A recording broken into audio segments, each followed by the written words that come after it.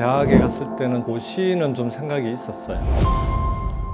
이런 세상에 법전이나 행정학이나 뭐 이런 걸 딸딸딸 외워서 고위 공무원이 되는 게 이건 큰 의미가 없겠구나. 2학년 여름 방학 때인데요. 공장 활동을 가자고 선배가 제안을 한 거예요. 가서 일을 하는데 왼손 이제 검지 손가락이 관절이 완전히 부서졌죠. 의사 선생님은 자르자고 그러더라고요. 정치인은 해보니까요 있어야 돼요. 이게 꼭 있어야 돼요. 못 다 푼 숙제를 좀 마무리하고자 하는 그런 바람도. 그게 제일 크죠. 나라 전체를 불경 메가시티처럼 권역별로 다 묶자. 그게 오국삼특이 된 건데. 대도시로 이제 문화, 산업, 뭐 경제적인 부분들이 다 쏠리는 그런 우려도 사실 있거든요. 오늘 보시면 돼요. 6.3 지방선거 특집 경남도지사 후보들 만나보고 있습니다. 두 번째 손님은 요즘 정말 바쁜 분입니다. 김경수 더불어민주당 경남도지사 후보님 모셔보겠습니다. 네, 후보님 드디어 만났습니다. 본격적인 얘기를 하기 전에 직접 이제 저희 시청자분들한테 인사를 한번. 안녕하세요. 반갑습니다. 경남이 여러모로 많이 어려운데 보니까 경남도민을 보면 더 어렵더라고요. 그래서 이 어려운 상황을 함께 잘 극복해 나갔으면 좋겠습니다. 늘 관심 가져주시고 주변에 좋아요, 구독 꼭 공유해서 늘려주시기를 부탁드리겠습니다. 네. 저희가 후보님을 생각하면서 물건을 하나 준비를 했습니다. 예. 예. 갑자기 긴장하는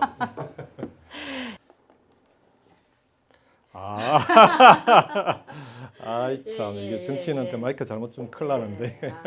노래 실력이 엄청 좋으시다고 제가 그래갖고 유튜브를 또 찾아봤는데 상당하시더라고요. 애창곡이 뭐 천년지기, 겨울나라 뭐 이런 거 좋아하신다고. 인사드리러 가면 세상에 공짜가 어딨냐, 그래도 노래 한 자리 하고 인사를 해야지. 특히 그런 데 가면 트로트 뽕짜가 안 부르면 안 돼. 처음 국회의원 선거 나갔을 때는 거의 노래가 잘 안 됐었고요. 그 다음에 좀 연습을 해가지고 무조건 그걸 좋아하시더라고요, 어머니들. 신나고도. 네. 짜라 짜라 짠짠짠 뭐 이런 거.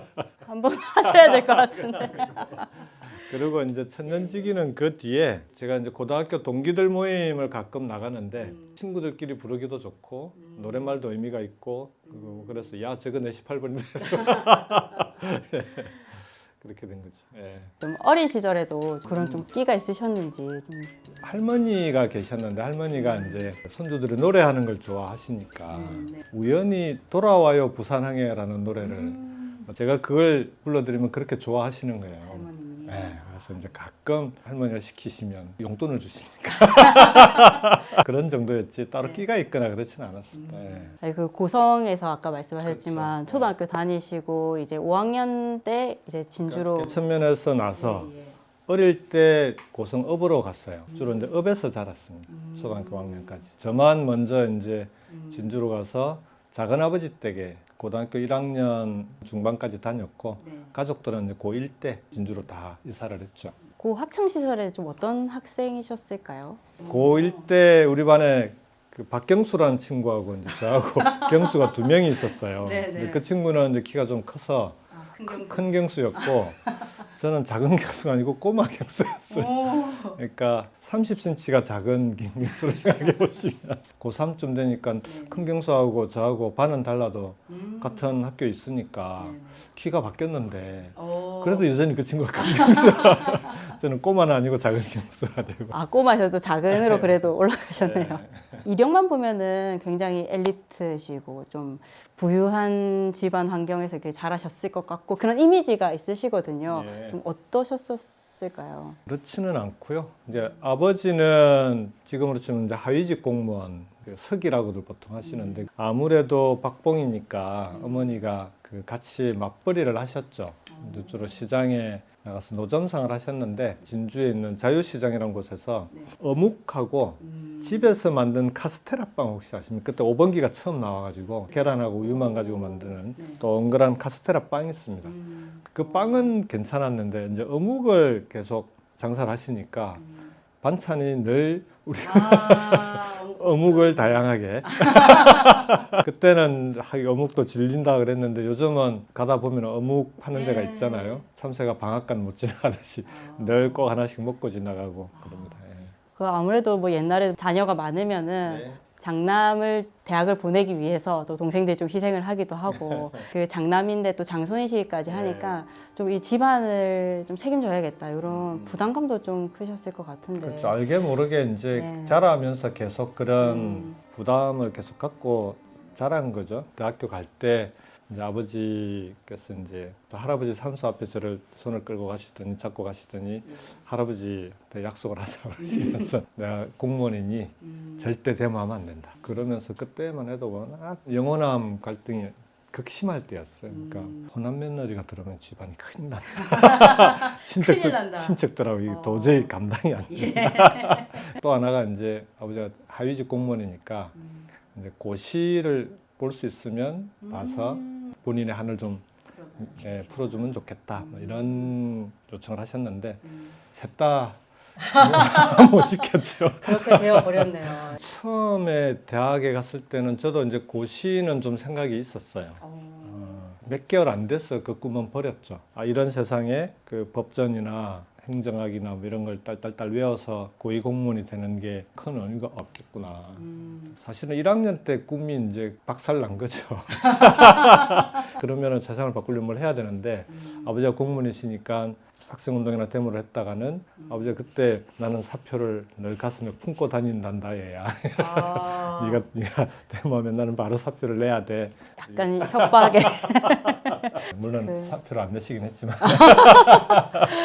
이제 그런 것 때문에 이제 방황을 했던 거고 그게 이제 2학년 때 정리가 된 거죠. 그 학생운동 하시면서 이제 공장에서도 잠깐 일을 하셨다고 공활. 그게 이제 2학년 여름 방학 때인데요. 보통 이제 그때부터 여름 방학이 되면 농화를 가잖아요. 대학에서는 농촌 활동을 가는데 그때 마침 제가 있던 서클에 공장 활동을 가자고 선배가 제안을 한 거예요. 농화를 많이 가니까.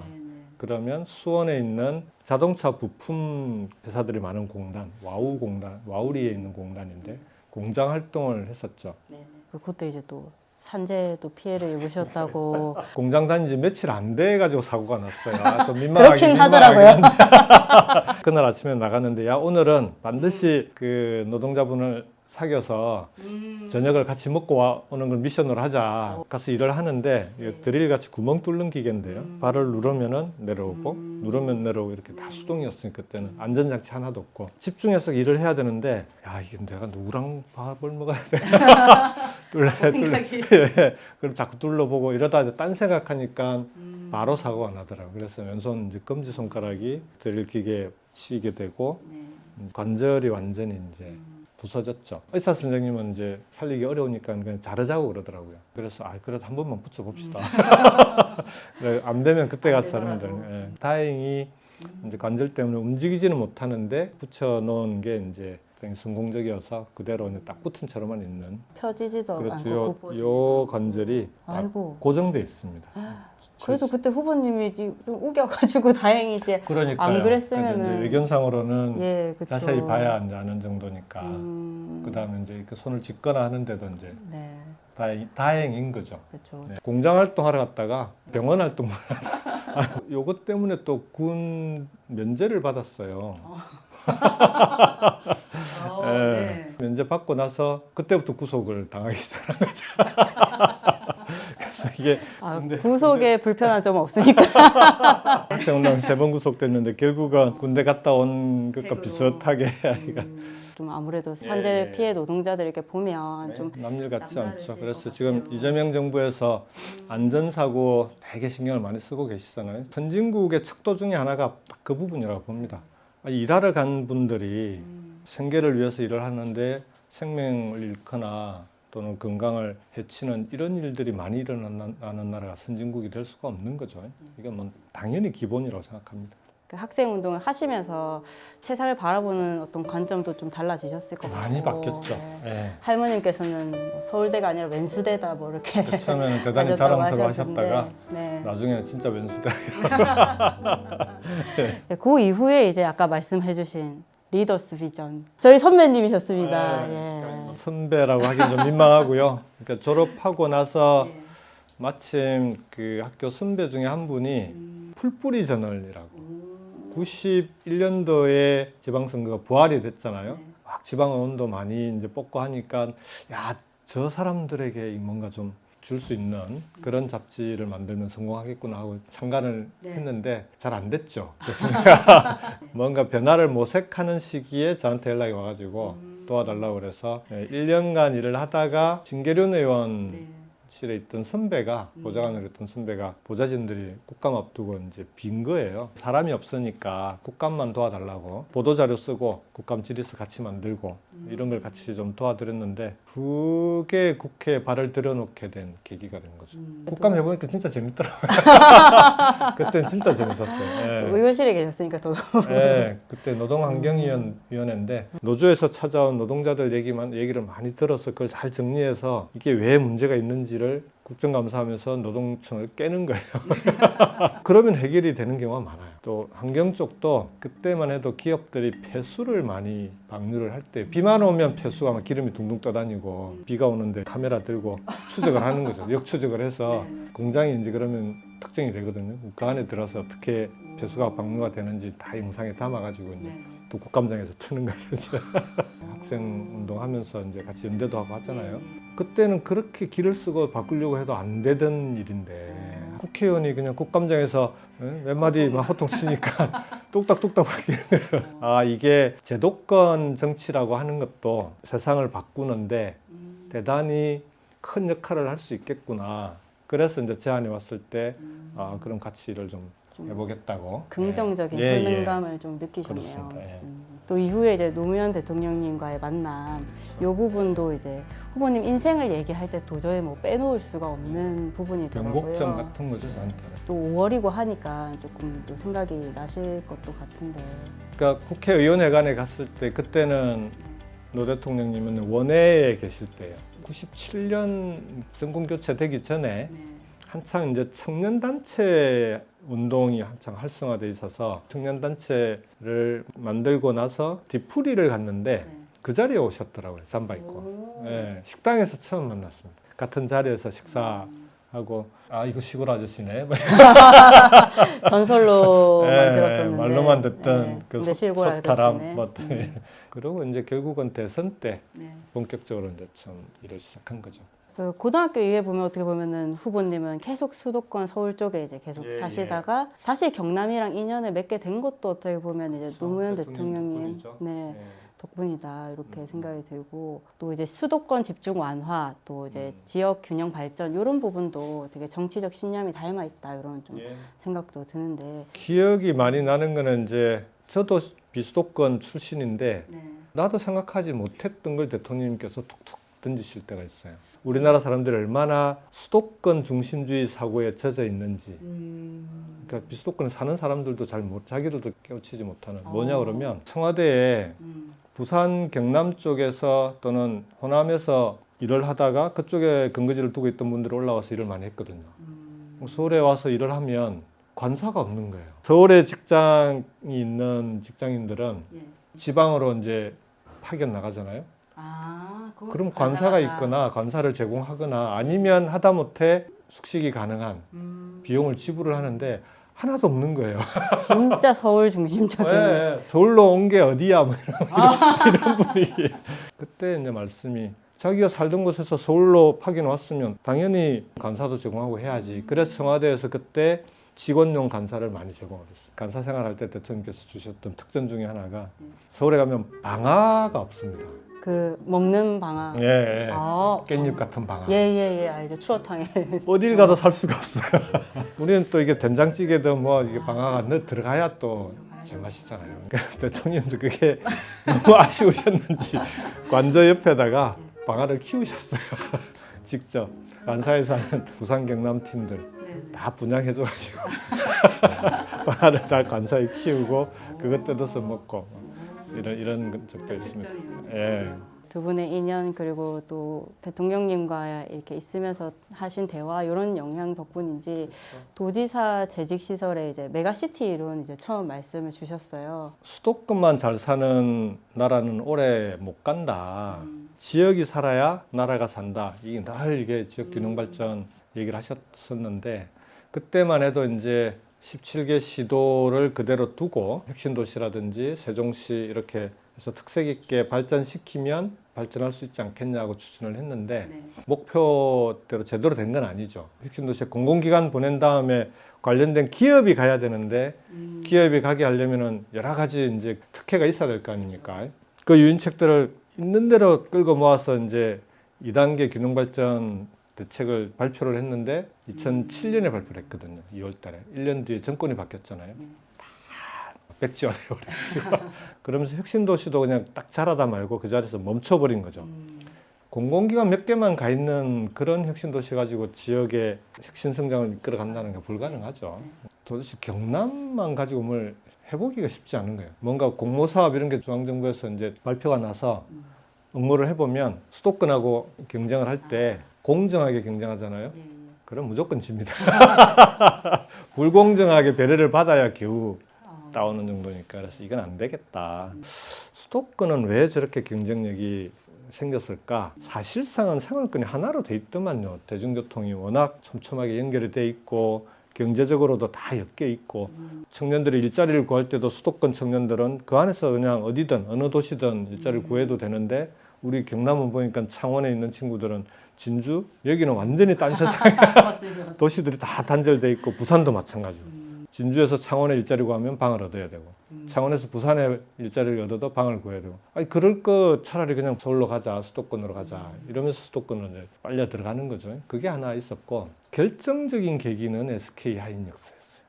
SK 하이닉스. SK 하이닉스가 반도체 공장을 새로 투자해서 짓겠다고 발표를 해요. 어디다 지을까? 그러면서 전국에 막 도시들이 너도 나도 하다가 마지막에 두 군데 남는데 용인하고 구미가 남아요. 그랬는데 SK 하이닉스가 뒤도 안 돌아보고 용인으로 가버리더라고요. 그래서 이제 이유가 뭐냐? 사람 때문에, 인재 때문에.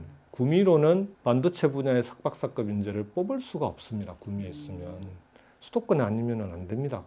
야, 구미도 안 오는데 그럼 우리는 어쩌라고? 이러다가는 지방은 진짜 소멸하겠구나. 그래서 그러면은 이걸 수도권처럼 지방을 경쟁력을 키우려면 뭘 해야 될까? 안 되겠다. 뭉치자. 그게 이제 부울경 메가시티를 제안하게 된 계기였고요. 마지막 하나 창업 생태계를 만들 때도 또 똑같은 경험을 한 거예요. 그때만 해도 경남에 벤처 캐피탈 하나 없을 때거든요. 투자 펀드 하나 없을 때라 이제 투자 펀드를 어렵게 도도 예산 투자하고 해서 50억짜리 펀드를 하나 만들었는데 그거 만드는 과정에 이제 수도권에 가서 창업 그 투자 전문가들하고 간담회를 여러 번 했거든요. 제발 좀 우리도 펀드도 좀 만들고 이쪽에 창업하는 친구들이 꽤 있으니까 한 번씩 투자 심사를 할 수 있는 데모데이 행사 같은 게 있어요. 그런 것도 한 번씩 개최를 해주면 안 되냐 그랬더니 수도권만 해도 바빠 죽겠는데 지금 그러니까 갈 여력이 안 된다는 거예요. 그러면서 팁을 준 게 부울경 공동으로 행사를 하겠다고 하면 몇 번은 생각해 볼 수 있다는 거예요. 이제 부산도 있고 울산, 경남이 여러 가지 규모도 있고 다 모아주면은 그러면 자기들도 한번 그런 걸 해볼 수도 있지 않을까요? 그러는 거예요. 아, 안 되겠다. 이제 모아야 돼. 거기서 아이디어를 좀 그래서 메가시티를 만들기로 하고 정부하고 이걸 좀 제도를 만들어 달라. 그래서 이제 지방자치법에 특별지방자치단체가 들어가게 된 거죠. 정책이 연속성 있게 이렇게 가야 되는데 아마 다음 또 도지사님이 이걸 이어받지 못하면서 이게 좀 후보님도 많이 좀 아쉬우셨을 것 같고 그때 계획대로만 좀 추진이 됐으면 그런 부울경은 지금과는 많이 달라지지 않았을까? 공동으로 대중교통망을 깐다든지 하는 이런 것들은 여러 가지로 많이 어려워진 거죠. 그걸 또 환승 시스템도 만들어야 되고 하는데 그게 시작해서 쭉 좀 이어졌어야 되는데 그런 게 다 벽에 부딪혀 버린 거죠. 이번에 다시 이제 도지사 도전을 하신 것도 어떻게 보면 좀 그런 못다 푼 숙제를 좀 마무리하고자 하는 그런 바람도 그게 제일 크죠. 사실은 뭔가 좀 갚아야 되겠다. 도전을 끝까지 마무리 못했으니 그걸로 인해서 사실 부울경 메가시티도 중단되고 서부 경남 KTX도 예타 면제에서 확정은 했는데 보니까 또 완공식은 뒤로 쭉 늘어져 있고 시작해놓고 마무리를 못하는 바람에 도민들께 내가 여러 가지로 좀 송구하게 됐다. 이게 제일 컸고요. 반드시 시작한 일은 마무리해야 그 도민들에 대해서 빚을 갚는 거 아닌가. 이게 하나고 두 번째는 부울경 메가시티를 제안해서 시작된 정책인데 이게 이재명 후보가 이제 받은 거 아닙니까? 나라 전체를 그럼 그렇게 부울경 메가시티처럼 권역별로 다 묶자. 그게 5급 삼특이 된 건데 5개 권역으로 묶는 걸로. 그래서 대선 과정에서는 신나게 했죠. 인수위가 없으니까 바로 시작해야 되니까 선거 기간에 선거운동 하면서 정책팀하고는 따로 이제 5급 삼특 실행 계획을 따로 만들고 그렇게 해서 속도를 엄청나게 빨리 낸 거죠. 그래서 6월 달에 출범했는데 석 달 만에 9월 30일 날 5급 삼특 설계도가 이제 정부 정책으로 확정이 된 거니까. 그걸 추진하려면은 부처들도 칸막이가 있으니 요걸 칸막이 없이 공동으로 추진하지 않으면 안 되는 사업들이거든요, 이게 다. 그걸 추진하려면 그럼 총리실과 청와대가 중심이 돼서 부처들을 협력 체계를 만들어서 추진하자. 그 추진 체계까지 다 만들었는데 정작 지방 정부가 움직여야 되는데 메가시티로 시작했으니 부울경에서 5급 삼특 정책의 성공 모델을 확실히 만들어 보겠다. 이게 이제 제가 출마하게 된 제일 큰 이유였습니다. 아까 교통망 말씀도 해주셨는데 첫 번째 약속이라고 또 기자회견에서도 말씀해 주셨고 좀 그걸 좀 많이 강조를 하고 계시더라고요. 교통망의 핵심은 철도 전철망으로 연결되지 않으면 안 됩니다. 도로망만 계속 깔아왔잖아요. 도로망을 열심히 깔아놓으면 차 있는 사람만 차 없이 대중교통으로 도시와 도시를 다닐 수가 없어요. 대중교통으로 다니는 게 너무 불편해요. 지금 딱 우리가 그렇게 돼 있지 않습니까? 부산, 창원 대중교통으로 어떻게 다녀야 되죠? 시외버스로 가야 되는. 그러니까 차 없으면 부산 나가기도 어렵잖아요. 그러니 이제 주말 되면은 창원에 이제 젊은 친구들이 해운대나 이런 놀러 갈 때 가위바위보 한다는 거 아닙니까? 운전할 사람, 술 안 먹을 사람. 이게 얼마나 허망합니까? 그리고 주요 도시와 도시는 30분 내외로 다닐 수 있는 생활권이 돼야 출퇴근이 가능합니다. 기차나 전철로 30분 다니고 거기서 다시 버스 타고 가고 이러면 1시간 생활권이 되는 거죠. 1시간이면 어디든 갈 수 있는 4개 축인데요. 서부경남 KTX는 빨리 완공시키고 31년으로 되어 있는 거 임기 내에 빨리 완공시키자. 이게 대통령 공약도 들어가 있습니다. 그 다음에 또 하나의 KTX가 이제 동대구에서 창원 마산 오는 건데 무늬만 고속철이에요. 동대구까지 고속으로 왔다가 여기서부터 저속철로 무궁화호하고 KTX하고 시간이 별 차이가 안 납니다. 그래서 이걸 이제 고속철로 만들면 30분이면 갈 수 있으니까 이걸 고속철로 빨리 만들자. 이게 이제 가장 시급하고 핵심은 진주에서부터 창원, 부산을 경전선 전철로 복선이 깔렸는데 부전 마산 구간은 사고가 나서 이제 늦어져 있긴 하지만 철로는 만들어 놓고는 이걸 그냥 2시간에 기차 한 대 다니는 걸로 해놓은 거예요. 그럼 이거 뭐 어떡하자는 겁니까? 그래서 이걸 수도권에 있는 GTX처럼 만들자. 최소한 20분, 30분 한 대씩 왔다 갔다 해야 중간중간 이렇게 빨리 오는 것도 있고 다 서는 것도 있고 이러면은 이제 진주에서부터 이런 역들이 창원까지 쭉 이어질 텐데 역마다 이제 역세권이 만들어지고 창원하고 진주도 출퇴근이 가능하고 근데 부산까지도 연결되고 동서가 연결이 돼야 됩니다. 이게 핵심이에요. 그래서 이걸 광역 급행철도로 만드는 게 가장 중요하고 이제 북쪽이 비어 있으니 여기는 달빛철도가 있는데 합천, 거창, 함양을 지나갑니다. 그럼 이것도 달빛철도도 빨리 넣으면 최소한 이렇게 격자 무늬, 우물정자 무늬의 철도망이 만들어지는 거죠. 아까 후보님께서 창원에서 부산으로 어떻게 출퇴근을 하냐 하셨는데 사실 이 자리에 출퇴근하고 계신 차갑하셔야 되는데 대중교통으로 오 대단하십니다. 의지 한국이. 중소도시에서 이제 거주를 하면서도 또 이제 다른 그 일자리가 있는 대도시로 왔다 갔다 하면서 생활권으로 묶일 수 있다는 장점이 있지만 대도시로 이제 문화, 산업, 뭐 경제적인 부분들이 다 쏠리는 그런 우려도 사실 있거든요. 요거를 좀 해결하시기 위한 묘안이 좀 수도권을 보시면 돼요. 수도권은 좀 서울 사람들이 걱정하고 있다니까. 경기도가 너무 커져가지고 다 사람들도 빠져나가고 서울이 고령화되고 있다는 거 아닙니까? 다 사는 거는 경기도에 살고 산업도 경기도로 다 빠져나가고 부울경 같은 경우에는 오히려 이미 산업은 울산이나 경남에 훨씬 여러 가지 일자리나 산업이 훨씬 많이 이제 발전해 있고 그 산업을 좋은 일자리로 어떻게 만들 거냐. 좋은 일자리가 되려면 본사가 와야 됩니다. R&D 센터, 연구소가 와야 됩니다. 대기업들하고 얘기를 해보면 본사가 다는 못 오더라도 일부 기능, 그 다음에 연구센터는 원래 생산시설 바로 옆에 연구실이 같이 있어야 효율이 올라가거든요. 그렇게 해야 되는데 사람 때문에 이제 서울로 간다는 건데 일로 내려오게 하려면은 당연히 그 필요한 석박사급 인재를 양성하는 건 기본이고 부산하고 경남, 울산이 어떻게 하나의 생활권이 돼버리면 그러면 자기들도 검토해 볼 수 있다는 거거든요. 근데 이게 경남으로만 오세요. 깝깝한 거죠. 이런 표현 좀 어떠실지 모르겠지만 진짜 좀 정치인 같은 그런가요?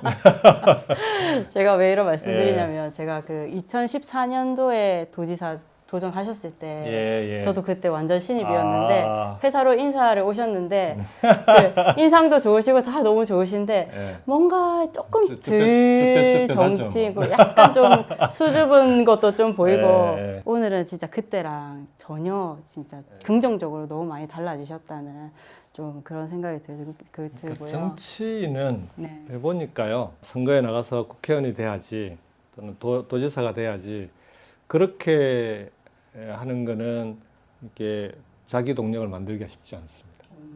어떤 자리만 하고 싶은 일이 있어야 돼요. 내가 이 일만큼은 진짜 꼭 해보고 싶어. 이게 꼭 있어야 됩니다. 저로서는 부울경 메가시티를 포함해서 지역 균형 발전이라고 하는 게 노무현 대통령 때부터 시작했고 저는 그게 저한테는 어떤 뭐 운명적인 숙제 같은 거기도 하고 꼭 하고 싶은 일이 분명하면 그러면은 자연스럽게 이게 이렇게 정치인이 되는구나.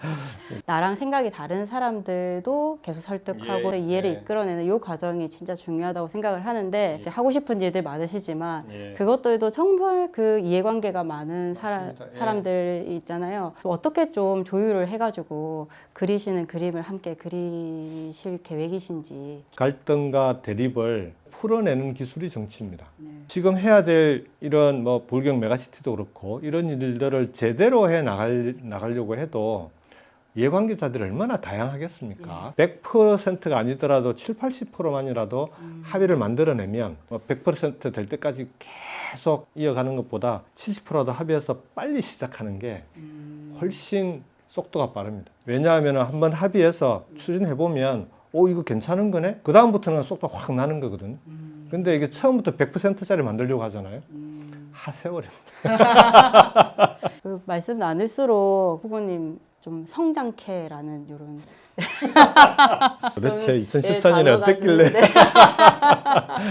여기까지 성장하시는데 정말 많은 분들의 영향도 받으시고 도움도 받으시고 이러셨을 것 같아요. 그 중에서도 좀 특별히 좀 감사를 하고 싶은 분이 있으실까요? 저한테 가장 큰 정치적 영향력을 주신 분은 노무현 대통령.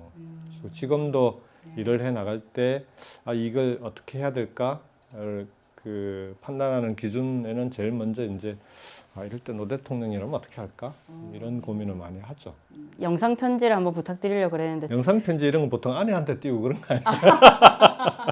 부탁드릴 시간보다 훨씬 오버가 됐는데 그러면 마지막에서 한 번씩 한 말씀 부탁드리고 마무리할게요. 저는 정말 경남과 부울경을 꼭 살리고 싶습니다. 과거에 수도권과 함께 대한민국을 이끌어왔던 그런 지역으로 다시 좀 도약할 수 있도록 꼭 힘을 좀 실어주시면 고맙겠습니다. 이번에 살리지 않으면 다음엔 진짜 기회가 없을 것 같아요. 지방의 진시민 대통령, 진시민 정부가 이후 4년 동안 함께 일을 할 수 있는 기간이 주어졌는데 이때 못 살리면 다음엔 진짜 어려울 것 같습니다. 이번에 꼭 살릴 수 있도록 많이 도와주십시오. 파이팅! 고맙습니다. 나야 이제 내일이니까 이렇게 뭐라도 해야 되고 어쨌든 길을 쓰고 해야 되는데 그 아내는 제가 선택한 제 선택으로 인해서 본인의 인생이 이제 결정이 어떤 형태로든 결정이 됐고 해야 될 일이 정해지고 했으니까 그것 때문에 고생하고 있는 걸 보면 늘 안쓰럽고 미안하죠. 여보 미안해.